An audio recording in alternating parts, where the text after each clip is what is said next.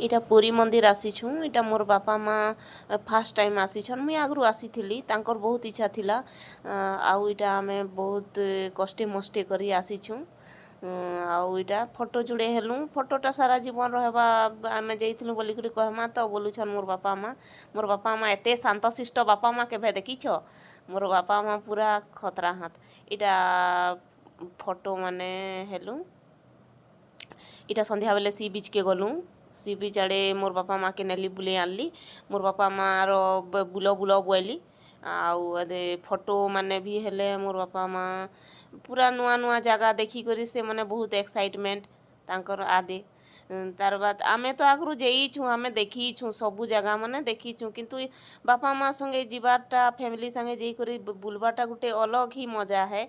आदे इटा कोणार्क आसलु। कोणार्क देखलु। आदे मोर भाई मोर माँ के जाड़ नहीं लागबार भी स्वेटर उड़ी देछे। आदे इने जे फोटो होउछे जे इने लजे जाउछे। फोटोग्राफर कहउछे कि जे टिके कांधरे हाथ दियो तो माँ बोलुछे मोर बापा के। बोले मोर माँ जे हसी पकोछे। आदे फोटो माने हेले इटा।